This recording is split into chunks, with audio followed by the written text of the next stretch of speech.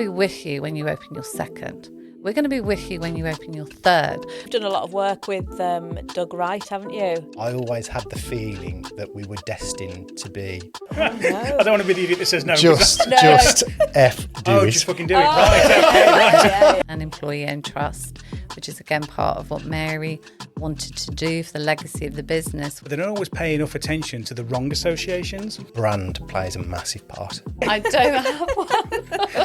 I wish I did.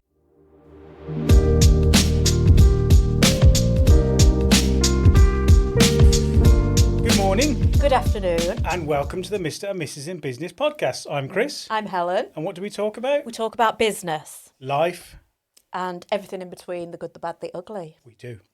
We have two very special guests with us today. We do. So instead of me introducing you, would you like to introduce yourselves? Absolutely. Do you want to go first, Nick, or shall I? Ladies first. Ladies first. Carry on.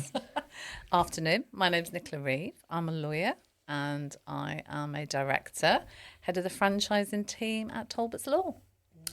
Good afternoon. I am Callum Haynes. I am sales director at Talbots Law. So in a nutshell, I am responsible for the majority of our key contacts. As you can imagine, we've got quite a few and generally responsible for the new business that comes into the practice. Yeah. Fantastic. He's Right. trying to say he's a responsible person, but we'll see. I mean, Sounded very professional to me. Almost like it was rehearsed. You know. there's that board again. So you guys have grown like exponentially, and there's a lot of sites surrounding what you guys offer. So tell us a little bit about the story about where it started and like how you've grown.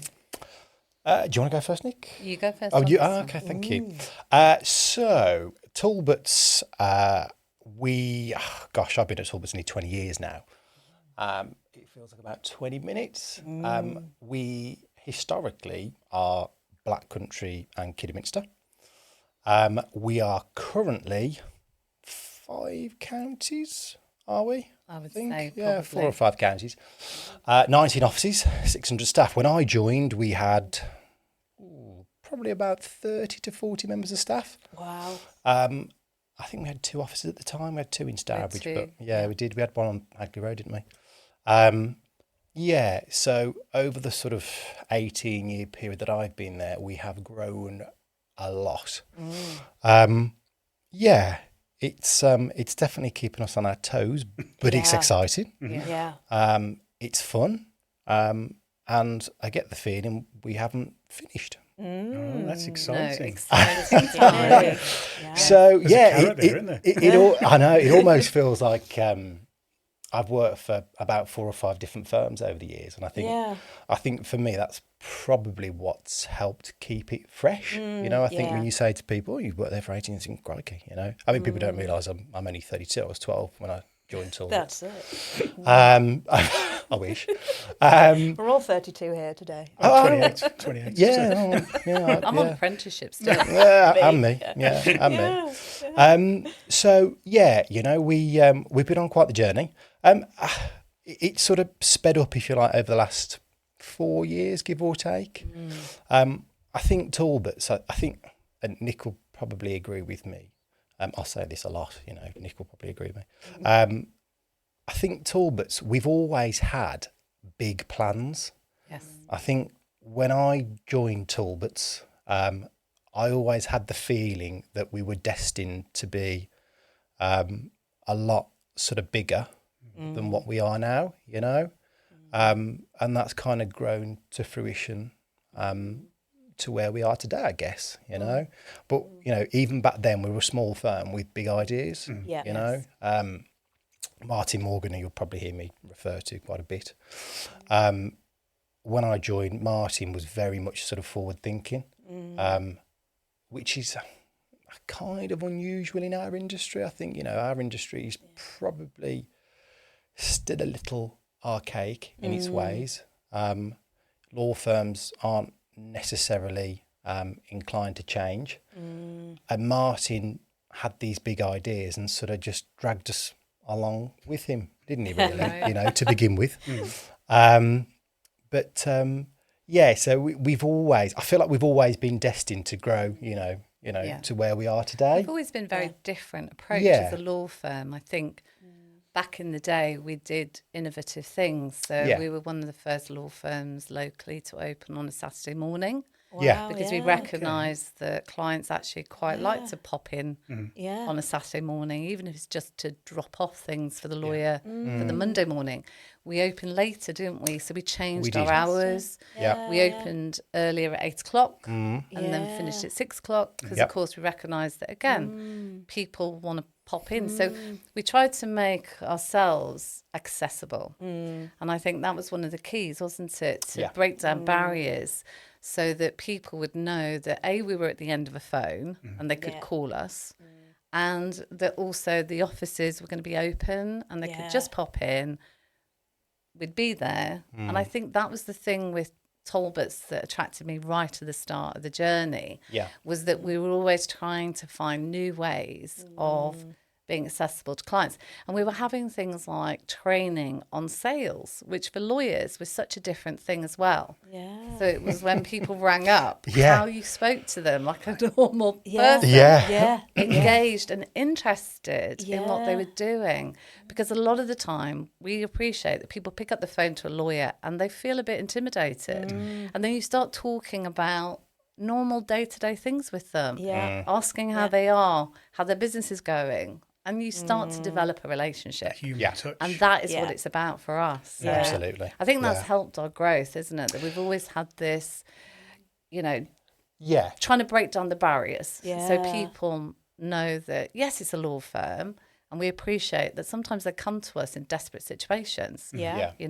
So you need to be there for all those types of things, whether it's business or personal. That's really interesting, that, because a lot of businesses almost make the customers fit into what they do. And what sounds like you guys are doing is actually we will adapt to what our customer needs and give them what they actually need. The reality is, Chris, and I've said this a few times, and the guys probably get bored of me saying this, but we are on the high street. We are a national law firm now, but our offices are on the high street, so we should be no different to the greengrocer, the butchers. We should be just as accessible because we offer a public service. And I think that sort of mindset, although things have changed over the years, I don't think that's ever got lost. No, I don't think so. I think we've particularly tried to be relatable.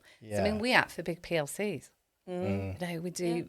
And you go from one end of the spectrum to the, person who's setting up their first business, they're opening their first hairdressing salon, nail salon, or they're taking a big industrial unit. So you have to be able to relate to their business needs and where they're starting from. And I always say to my clients, this is your first step in the door. This is your first business. We're going to be with you when you open your second. We're going to be with you when you open your third, or when you want to grow into something different. And I think it's that we see it as, it's not just a one-off transaction.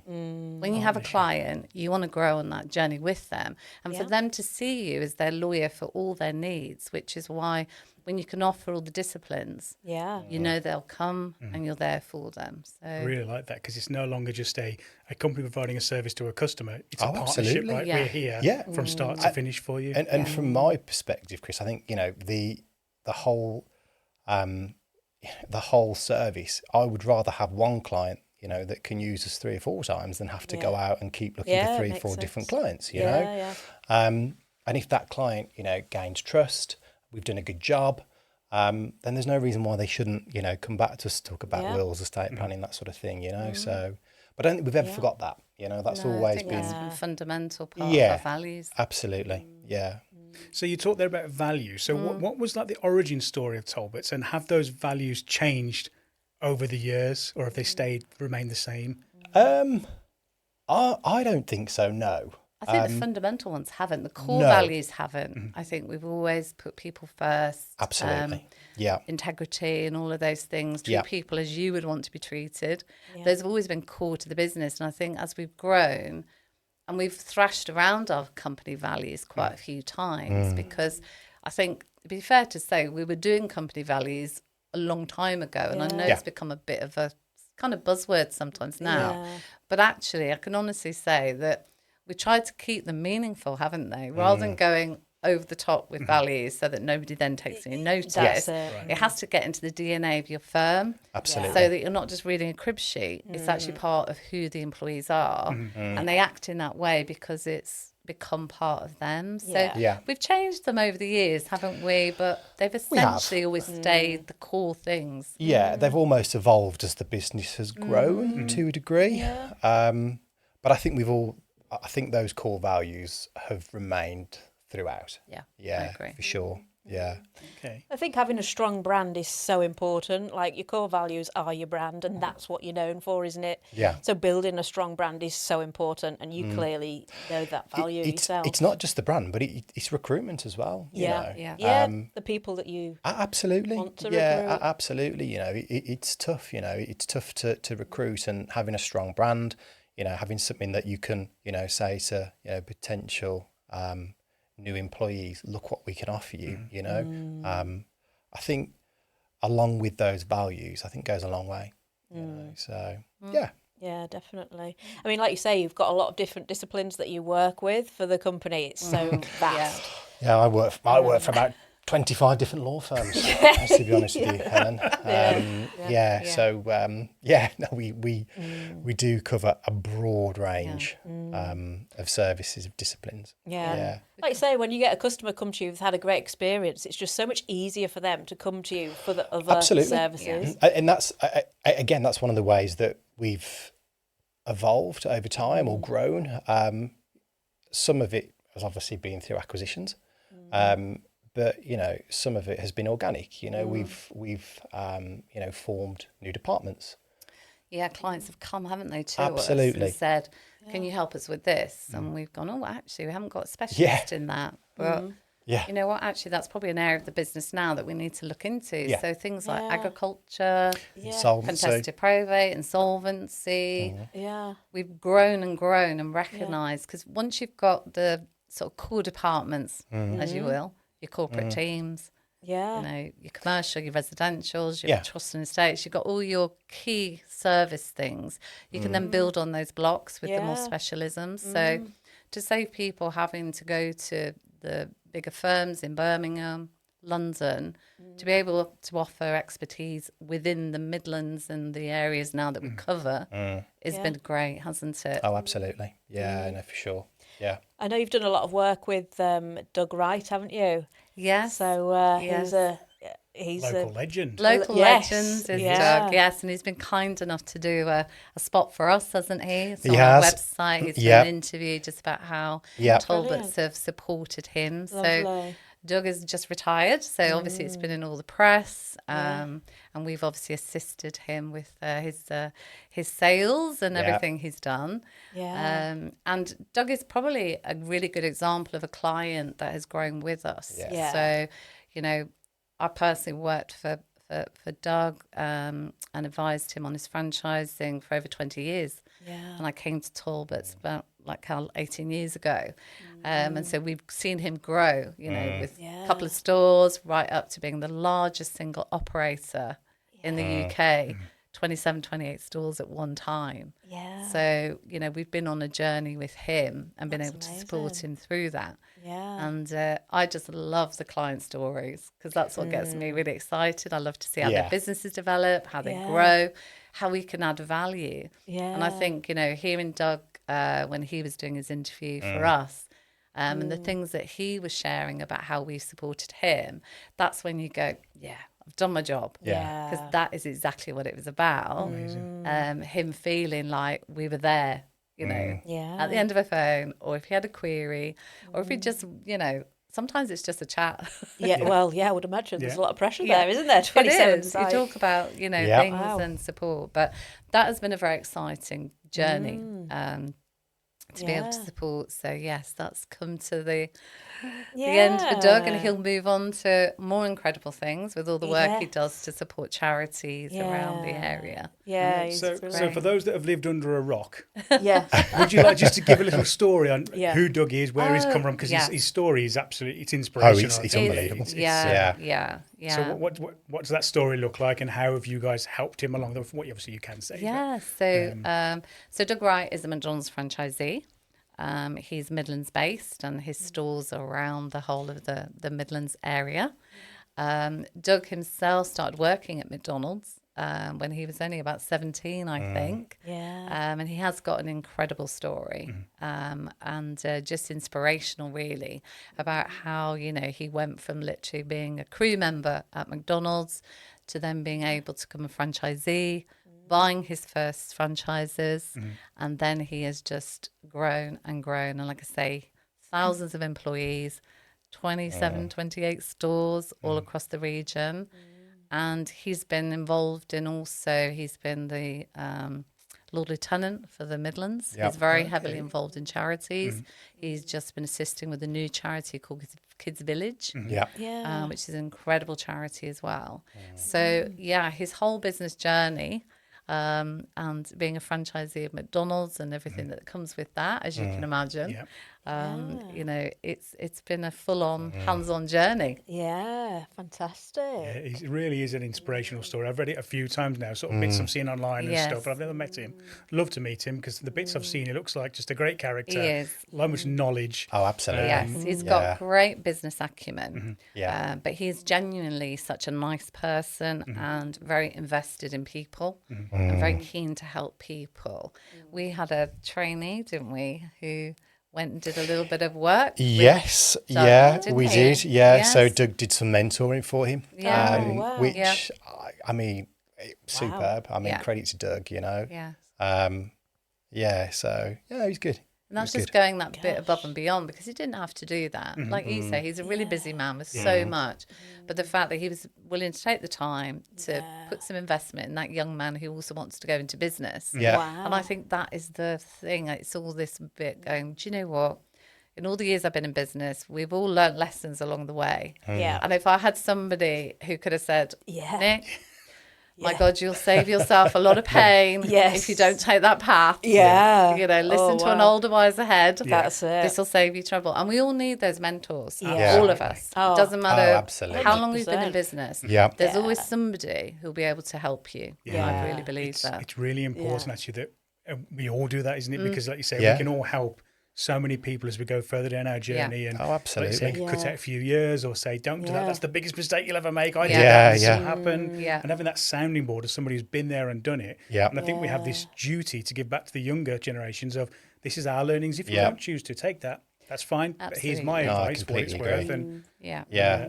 yeah. It's mad to think now that I've been at Talbots for 18 years. We've got staff that was one when I started Talbots, and you think, Yeah. do you know what I mean? Straight out of nursery. It's just like, you look and think, crikey, but it is, there's a lot that we can give, and and mentoring, and it's weird because I always used to be the sort of young person of Talbots. I've kind of grown up as being one of the youngest, I guess. Yeah. And I do stop and smile every now and again, and just think, gosh, this was me, sort of 18 years ago. Yeah. Full circle.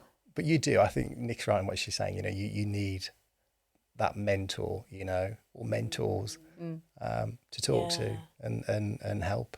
So yeah. I think it's priceless, isn't it? Having mentors, and that's kind of why we set up the podcast initially, because we wanted to be more candid about business and life. Because we found everyone was like, "Yeah, I'm smashing it. Yeah, life's amazing." And whilst it is at times, it's also pretty tough at Oh, times. we've had some tough times. Oh, we've had. Some, Yeah, we've had some. I think. When Martin died, I think that was the toughest time of our business. Yeah, it You was. know, because it We've been. devastated. Oh us, gosh, didn't it? yeah. We literally. I mean, I would. The way of sort of explaining what Martin was to Talbots would be perhaps like what Richard Branson is to Virgin. Yeah. Martin was involved in absolutely everything. From top to bottom, and then to have him there on the Thursday, and then he's gone. By the Friday.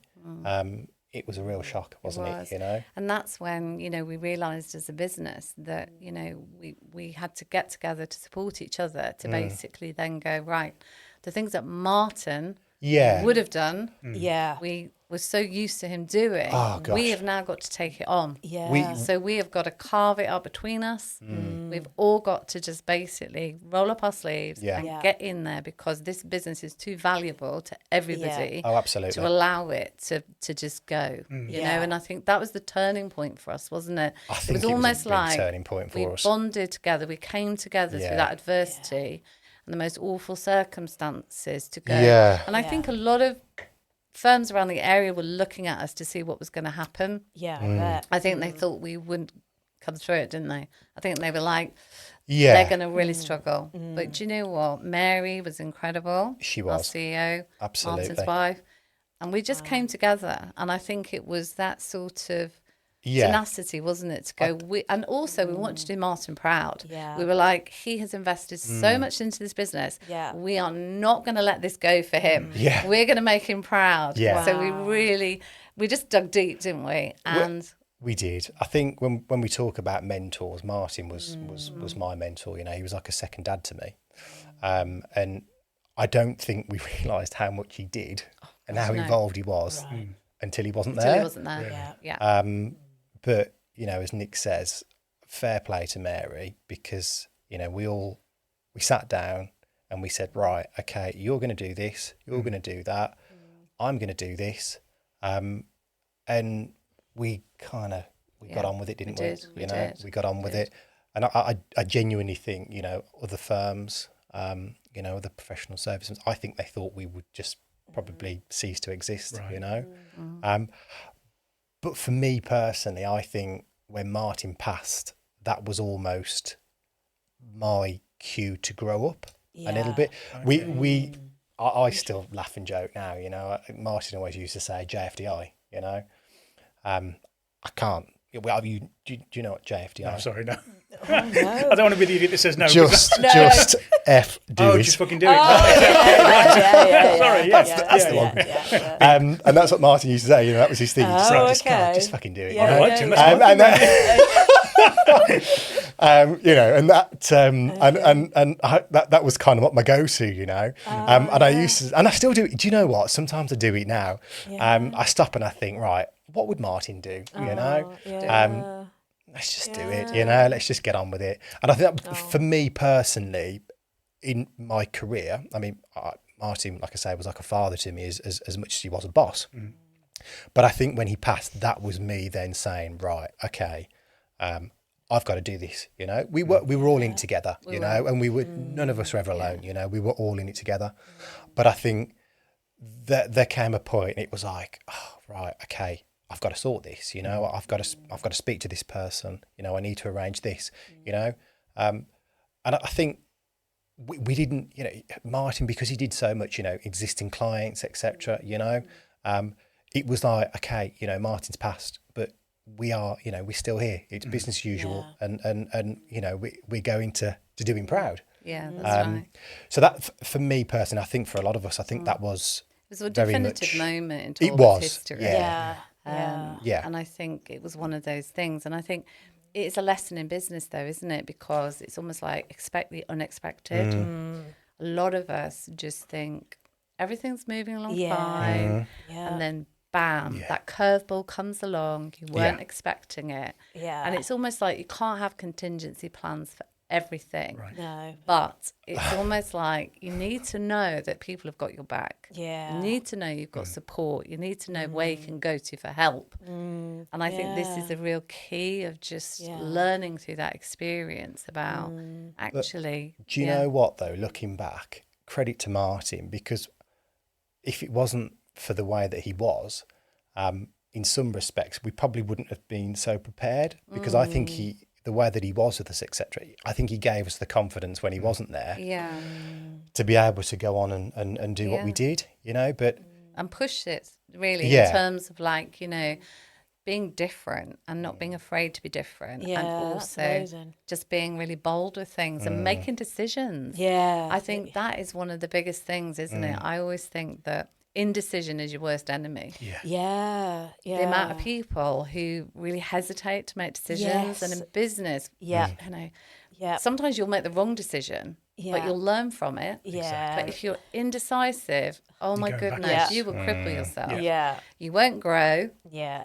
You'll actually start to shrink. So you've got to be a bit of a risk taker. You've got to be bold 100%. and A little know bit that stupid. and know Yeah. that it's okay to Oh, say absolutely. sometimes, Yeah. I got that wrong. Yeah, but you always will learn from Because it. we've Yeah. done that. Yeah. We've made decisions in business. I Yeah. guarantee that we're not the only law firm who's messed up on occasions, because you do make a Yeah. wrong Oh, decision. absolutely. Yeah. But you learn from it. Yeah. And you, And then you grow And you and go you again. go, right, okay, we've Yeah. learnt from that. We'll do things slightly differently. We can improve.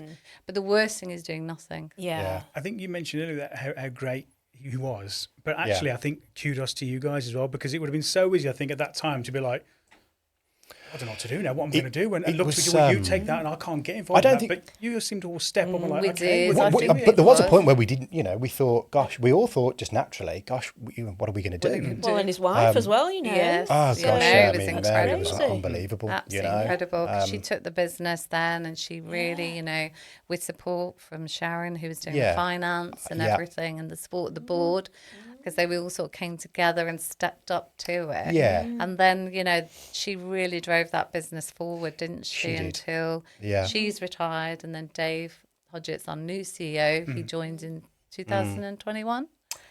And Yeah. then he's taken on, like Mary said, she handed over the reins to him so he could take us on the next stage journey. of the Yeah. journey, Yeah. which Dave has done. Yeah. So we've seen again, phenomenal growth Yeah. with Dave Yeah. leading us, Yeah. going into whole new markets, Yeah. different, Yeah. places, doing things that we never would have expected. No, I do stop at times, and I just think the 22-year-old me, Yeah. I would never have expected. We've got beautiful buildings. We've got an association with Edgbaston Stadium, Warwickshire County Cricket Club. Just things like that. That if you'd have said to me, even 10 years ago, that we'd be doing this sort of thing, I'd have probably gone, oh, I'm not so sure about that. But yeah, I mean, it's the daft part about it is, this is really just the beginning, Yeah. we haven't really got going yet, and I'm sure there's plenty of things, to come, but it's what keeps it fresh. It's what keeps it exciting,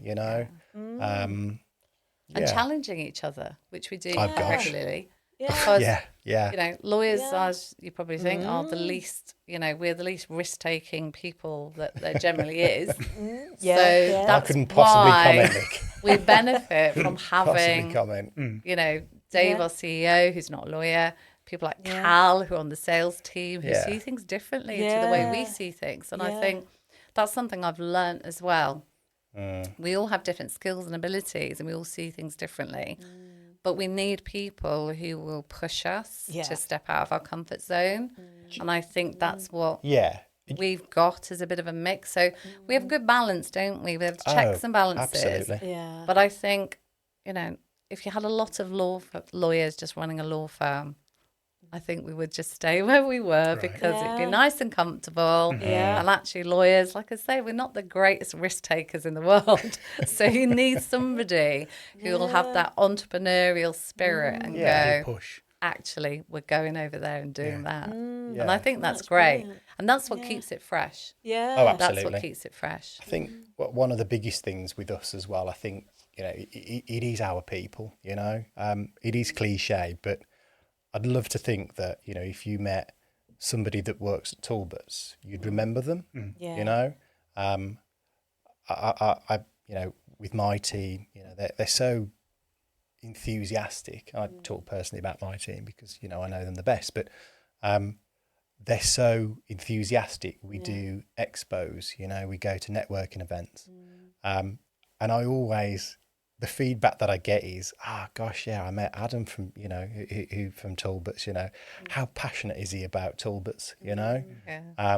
how excited is he about working there, and Yeah. genuinely, again, it does sound cliche, but we talk about Talbots with pride, Yeah. and sometimes I stop and I think, that's fantastic, and just listening to the guys talk, like I say, when we're at expos and they're on the stand, and people come over and they say, "Oh, you're Talbots, so you guys are, solicitors," and you can almost see them getting ready to die, right, and you can just sense their passion that comes out of them, It's those values and that brand, everyone knowing what you're known for, absolutely, which is priceless, and it doesn't come overnight either, does it? No, you can't. It has to be there to begin with, but of course we're an EOT, which makes us you slightly have to different. Explain that because people won't know what that is. Yes, we're not allowed to use. Yeah, I nodded, but I'm. We're not, okay, so I don't want to look stupid twice. So that's the thing. So we're employee owned, basically. Right. Okay. Yeah. Yes. Talbots, 75% of Talbots is owned by the staff. Okay. Oh, wow. Yeah. So So our they're more staff, invested, you Yeah, see, we were because already they talking own about that. the business. Yeah. Yeah, we were talking Yeah. about that recently. It's like saying a John how- Lewis model. Yeah. A lot of people know the John Lewis model. Yeah. It's exactly the same model. Yeah. Yeah, that's so, really interesting. So Talbots Okay. staff own the business in reality. Okay. And they are, in theory, the key decision makers. Wow. Yeah, so we have a board of trustees that looks after the staff. So obviously they're involved in the sort of decision making, etc. But we've also got an EVF, Employee Voice Forum, which every office has got a representative. Every office, every member of staff has their voice, so they can email whoever who's on the forum, and their points get raised at a meeting. Wow. And then those points then go to Dave and to the trustees. Wow. That's really Yeah. interesting, because I've worked at a lot of companies where these similar things have. I'm gonna do this, not to you guys, but companies I've worked for before have supposedly existed, and they haven't really, and they sort of get passed up. From the way you're saying it, though, it's a totally different approach. Yeah, it is a employee-owned trust. Yeah, It's all it set up is. as a trust. It's all the shareholding. Cal said, 75% is owned in trust for the employees. And it is a very different model to your traditional partner-led law firm. Yeah. So we're the only employee-owned trust in the Midlands still, aren't we? I believe so. Yeah. Yeah. There's very few law firms in the country that are employee-owned. There aren't many. And I think this is where people recognise the values that we have put into practice by forming an employee-owned trust, which is, again, part of what Mary wanted to do for the legacy of the business, wasn't it? Because, again, the traditional model of a law firm is you'd have a lot of partners or equity. They would take all the profits out of the business. Whereas with an employee-owned trust, 20% of the profit has to be shared back amongst the employees every year. Okay. So whatever net profit we make as a business, 20% of that will get shared between the employees, and everybody gets the same share. So it's usually a couple of £1,000, isn't it, per year that they get on top of their salary. So again, it's a great benefit, and I think absolutely. for people, they can see the results of their hard work. Yeah, which And they feel like really invested in it, because it's like, actually, I'm a business owner. And they can proudly say, I'm a business owner. I own a share in a business, which they do. Yeah. So it does make a real difference, doesn't it, to say that? That's really nice. It fits incredibly well with I guess what we're about, going back to those original values, and where we've sort of grown from, really. I'm always reminding the staff, saying, you're an owner of a business. Oh, yeah, I am. Oh, you own a business. You're a business owner, so. But I think the great thing about where we are, and we don't get everything right, by the way, we aren't perfect. We're not, I know we're making it sound like, it's all sunshine and roses and all that sort of thing, there's not, I mean, we have been through a heck of a lot. I don't think, just looking back, COVID, dare I say. Yeah, resilience for COVID. Well, it wasn't easy for anyone, Whole was new it? areas of practicing. We had a cyber incident, which didn't just affect us, but, it affected our industry, generally. Gosh, I mean, we've had to, come through a lot, but going back to sort of EOT and I think, I've never worked in another law firm, but I get the impression that a lot of law firms You know, if you want to spend money, or you know, you want to bring an idea, etc., it's got to go through this channel and that channel, and it goes to this person, and then, well, if they don't really see the point in it, then it just goes nowhere. Yeah, it's not like that at all. But it's really not. You know, I think the leadership team are incredibly open to ideas. You know, and you know, very rarely do we ever get a no. And if we do get a no, it's like, well, actually, you know, we won't do that. But have you thought about, you know, sort of looking at it this way? But we're always, and we've had conversations today about different things, you know, in terms of sponsorships, et cetera, and we think, do you know what? Let's just do it for 6 months. Let's do something for 12 months. But that doesn't need to go through, you know, that's just a conversation between a couple of people, and then we go, right, okay, let's just go for it, you know. So very growth mindset. Yeah, absolutely. We're not stopping ideas, we're not stopping innovation, we're channeling it in the right way, and we're executing. I mean, don't get me wrong, they're not, you know, huge decisions where we're spending, you know, hundreds of thousands of pounds or anything like that, because of course that would need to go through, you know, the relevant channels. But just little things like, you know, we can get things done. You know, there's no red tape. We can just say, right, let's just do it. You know, and nobody will go, what did you do that for? You know. So you mentioned trust quite a few times, both of you. And obviously in your industry, I mean, there's not many industries where trust is it's critical, right? It is. And so how do you get that across in your branding? And how do you get that across to when you're recruiting, through to staff, through to customers and partnerships? How do you communicate that? Because it's not just easy saying, trust me, honestly, I'm the best lawyer, I'm the best this.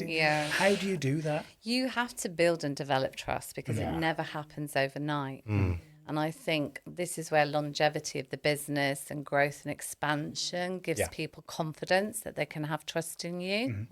It was really interesting because Cal talked about the sponsorship at Edgbaston Cricket Ground. And when we first did that, I was like, whoa, Talbots, you know, that's a big step. And then I had a phone call after, it was just a couple of weeks after we'd done the sponsorship. And this gentleman rang up and I was talking to him, and he had an inquiry about a new job. And he said, I just said, oh, how did you find out about Talbots? He said, oh, I saw you advertising at Edgbaston Cricket Club. I saw your banner around the side. And I was like, that's great. He said, and I thought, if they can be sponsors at Edgbaston Cricket Club, they must be a good law firm, and if that's good enough for me. And I thought, wow, it just shows that in people's perception, you associate yourself with trusted, and this chap loved his cricket, loved going to Edgbaston. So to him, that was his thing. It was like, they must be good because they're advertising here. I trust this cricket club. I trust them. And it's those little connection points. But people learn to trust you. And, you know, integrity it's got to be a cornerstone of what we do, because as professionals, it's one of our, you know, codes of conduct. So we have to adhere with our professional code of conduct. Honesty and integrity are right up there. They're the pillars of what we do. If people lose trust and confidence in the legal profession, then that's when things are badly going wrong. But your clients have to know that they can trust you to do what you say you're going to do. That is the key thing that I've learned over the years. If you tell your client you're going to ring them tomorrow, you ring them tomorrow. Because if you don't, they won't trust you the next time you tell them you're going to do something for them. So those little things. And always be honest and open, because if you can't do something, tell somebody you can't do it. That's it. There's no good over-promising. Because that way, again, you'll lose credibility, you'll lose trust. So I think it's being able to fulfill your promises. People then know they can trust you, don't they? I think selfishly, from a sales director's perspective, trust is the pillar for repeat custom. It is. And repeat custom is fantastic for me. Our best form of marketing is our customer service. Because that is priceless, you know. And if we do a good job for one person, then they go out and tell another, and they go and tell another. Because let's be honest, you know, I mean, I still think, you know, people are a little bit nervous when they have to talk to solicitors, you know, when they have to phone and ask for a quotation or whatever. I think people are generally quite nervous because they think, oh, I'm phoning solicitors, you know, and this, that, and the other, you know. But if somebody's already worked with us, they've got that trust, then that's happy days for me, you know, because that's another customer that's going to come back to us. That's another customer that's going to tell, you know, their friend or relative. And, you know, again, we aren't perfect. And the reality is if we do a bad job, then they're going to go and tell 5 or 6 people, That's it, you know, that we've done that to them. So from a marketing perspective, you know, that trust, that customer service is our best form of marketing, you know, and it doesn't cost anything in my budget either, which is a complete bonus, you know. So if it doesn't have to come out of my budget, then happy days. Yeah, good you know? reviews, Trustpilot, all of those things. We love it when people put reviews up for us. Because that's just so encouraging, but also you learn from those as well. Especially in this day and age, and reviews and word of mouth, you know, I think part of our journey is going into geographies where we aren't as well known. I think I took it as almost, you know, a sort of a given, if you like, you know, a luxury that you go and talk to somebody, you know, local to the Black Country or Kidderminster, wherever, and people will generally know Talbots, you know, so you've got that foundation. It's like, oh, I've heard of Talbots, I know somebody that's used you, or, oh gosh, you're on Church Street in Kidderminster, that sort of thing. So you've already got that sort of, but actually we're going into markets now where people don't necessarily know us, you know, and it's been quite interesting actually. I mean, obviously when we go into new area through an acquisition, then, you know, we've got the foundation of the firm, you know, that we've partnered with. So that's great, you know, that we've got that and we can use that. But where we're going into towns and cities where we're starting fresh, like Telford, for instance, you know, we aren't that known. And it's building that again, you know, and that's, for me, that's almost like a new thing, you know, because we've had the luxury of being known, you know. But it's great, you know. I mean, we're learning every day, you know, new ways of bringing work in, you know, launching new products, you know. It's just, you know, it is, and seeing the results, you know, because your campaigns, your products, etc., you know, they're nothing unless you measure the metrics, you know. And you know, the marketing team and sales, etc., we're all on the same journey, you know, and we're all trying different things and, you know, seeing good results, bad results. Oh, I won't do that again. Or crikey, look at that, you know, look at the amount of hits we've had through the site, look at the amount of conversions that have come through the website, etc. So, you know, it's really exciting in that respect. And we, you know, there's, like I say, there's no sort of, oh, you can do this, you can't do that, you know. We've almost got free rein to say, right, give it a go, you know. But that challenge of almost like, you know, right, we need to get known in that area, you know. How do we get out there? How do we get people to know, right, who's you know, who are the accountants, you know, who are the IFAs, you know, who are the people who are doing all these great things? We need to get to know, you know. So it's brilliant. And each area is probably different as well, which you probably realise, and all the different disciplines that you work on and the areas. Absolutely, yeah. I mean, people talk about competitors. And they'll say, Cal, who are your competitors? You know? But we've got loads and loads of competitors because we might have one competitor in one geography, but then we might have another competitor in a certain discipline. That's you know. it. So actually, when you talk about competitors, you've got a lot. We've got a lot of competitors. You know, and it's almost like, well, actually, the only way to differentiate ourselves is you know, to be us. You know, to carry on doing what we're doing.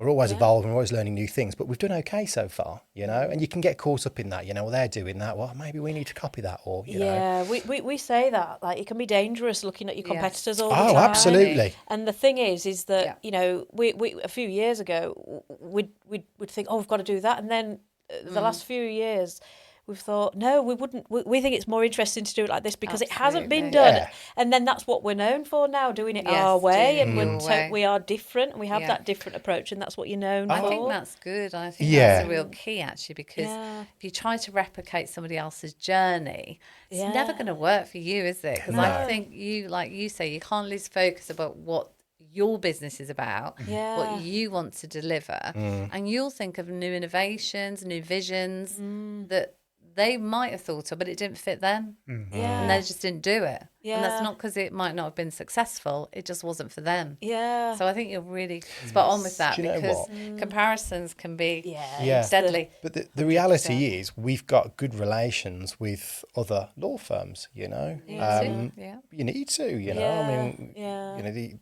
you know, the lawyers are, you know, you get to know other people on the side. And plus, you know, there might be the odd occasion where they get somebody that requires a specific area of law that they don't deal with. That's it, yeah. And then it's a referral to us, you know. So, and there's enough work to go around, I'm sure. We always say that. There's you're honest and trustworthy and you do a good job and good service, there's enough work for everybody. There really is. This idea of people trying to poach all the time, just it do what you're doesn't good at. work. Exactly. Yeah. Exactly. There was Never works. something really interesting actually that you guys said, and it's really not, it is basic, I suppose, but so many companies get it wrong. You spoke about, for trust, it's about doing what you say you're going to do, being honest when you say, I don't know the answer, but I'll go and find out. Oh, absolutely.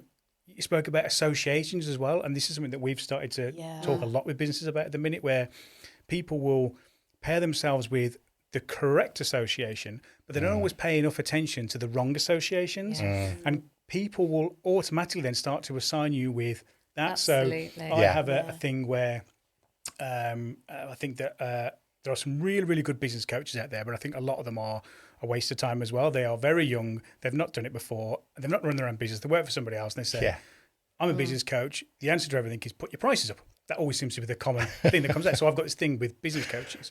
I've got a thing with prices, but that's something else. So if I started to then interview those people on a podcast all the time, I would start to get associated with that same thing. And I think companies aren't spending enough time looking at the people they don't want to be associated with. Yeah, that's very wise, actually. That is, yes. We actually had a meeting earlier this year with a company that we were looking to sort of work with, like creatively, and they actually said about working with another company that and selling a product that they knew wasn't.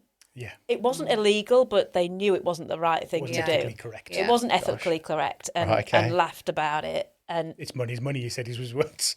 Instantly, we were like, we won't be working with you. That's right. Sorry. Yeah, that's a red flag, isn't it? That association is just not what we're about. And like you say, disassociating yourself with certain people is priceless, because you've still got to keep your values and your morals. And like you say, people make mistakes, and it's putting that mistake right. It is. And it's and people say, you know, it's how you correct it. You know, you can't just ignore it if you make a mistake when you make a mistake. And we are all human. Absolutely. You know, the end of the day, you know, lawyers hate to make mistakes. We just hate it. But, you know, I mean, I've been in law now for over 30 years. And, you know, you're going to make some mistakes along the way, because we're human and we do. But it's saying, actually, yes, this has happened. We need to put it right. If we can't put it right, this is the channels to go through. That's it, But I think it's having the ability to put your hand up and just own it. I think if people would just be honest and own it, because I think that speaks volumes. I mean, I've had a client in the past where I have made a mistake and I've rung them straight away and I've said, and he was like, that's fine. I know you'll sort it out for me. Don't worry about it. I always say you're not judged on the mistake you made. You're judged on how you handle it. I think that's right. Yeah. I think that's because, like you say, we're human beings. Right? We're going to make mistakes. You're under pressure. You do something, and you look and go, "How on earth did I do that? What was that about?" Do you know what? When I go out and speak to potential new clients, potential new introduced, etc., you know. Obviously, I tell them how good we are, but one of the key things that we talk about, or that I make sure that I mention, is that we know that everything isn't going to go to plan, you know, and there are going to be instances where something might go wrong or what have you, but actually, we'll call that out. You know, we'll sort that out. We'll talk about it, and we'll get it done. You know, we won't just bury it under there and just that's a problem for another day. You know, and I think one of the things that we've done really well at with Talbots over the years is where people do make a mistake, they feel like they can put their hand up and say, I made a mistake here. Can you help me out? Can we club together and can we get it right? You know? And I think we've been good at that over the years. I think we have. We've tried our best to make sure that we do that, and it's good. And also because when you're working in a business, there's so many different people. Of course. You know, and so many different levels of expertise right from the juniors where they're just learning and doing everything. Yeah. You know, you're going to get that. So I think having the ability for them to know, we always called it the open door policy, but saying, look, the door is open. I was trying to think of that phrase, open door policy. I'm here for you, Cal. Yeah. Thank you, Nick. It's all right. Back. Just knowing that, come and talk to me. Just tell me what you've done. Yeah. We'll sort it out. Yeah. Absolutely. How do you think brand plays a part in all that trust as well then? So we spoke about some of those values in terms of being honest and upfront and good service. And how do you think the brand and the marketing plays a part in all of that? I think it plays a massive part in what we, more so now than ever for us. I think as going back to that sort of not being as well known in new geographies, I think brand plays a massive part now, you know. We are, in reality, we're a national law firm now, you know. And when somebody's recommended to us up north, for argument's sake, Manchester, Newcastle, wherever, the first thing they're going to do is jump online, you know, and they're going to look at our website, they'll look at our reviews, you know, and that's not just, you know, a person buying their first property, but that's a business owner, you know, that could be anyone, you know. So I think within our sector, brand plays a massive part, you know. Our online reputation is probably just as important now as anything, you know. Like community support as well, I think. Sorry to interrupt you. I think people, you were saying about being associated, and I think the brand as well, everything when you look online, we do talk about our community partners as well, and the work that we do. We always have a charity for the year that the staff pick, and we've done that for so many years, you know, going way back, encouraging the business to give to charity. We've supported so many charities. We've always set a target of making sure that so much percentage of what we have goes back into local charities. That's it. Volunteering, supporting. And it's all part of your brand awareness. I think people sort of now look at your brand and going, well, what else are they associated with? What else do they support? What else do they do? You know, they're not just lip service, taking all this money from people, you know, because we talked about being in business. You know, we are business. We have to make a profit. We need to pay salaries and support the local economy. That's what we're here to do. But we also recognise that we have a responsibility as well to give back and to support. Like you say, it's not just attracting the customers, it's attracting the right team, isn't it? Yeah. Your employees. Absolutely. And that's just as important. If you haven't got the right team, then you can't give off the right brand. It's tough, you know, like the brand image, because we deal with, because we've got such a broad area of expertise, it's really tough to think, right, okay, what does a business owner want to see, you know? You know, what does a first-time buyer want to see, you know? And what does somebody who's making their will, etc. So, you know, it's a real fine line balancing act, you know? It's very varied, isn't it? Actually, it is, it is. Because we talk about all these little mini businesses. Oh, absolutely. You know, because we've got a massive care section where we do a lot of public care work. Criminal team. A lot of people don't realise that we still have one of the only criminal teams probably in the area. Absolutely. As a big firm. So we do business, private things, the range of what we do in terms of social, business, private is huge. It's trying to strike that balance, you know, and Nick's, you know, she's spot on what she's saying as well. The people that we're associated with and business, etc., you know, that goes a long way. I must admit, I've done lots of beauty parades and pictures, and it's incredible what people ask you about. Wow. You know, been some massive companies to talk about Talbots, to talk about services. And some of the things that other businesses have asked me, I've generally been along things like our EOT structure, values, other clients, you know, that we can talk about that we represent, because again, being associated with some of them, I mean, my speciality is obviously franchises. I'm passionate about fast food restaurants and coffee places and businesses and retail. So I could talk about that forever.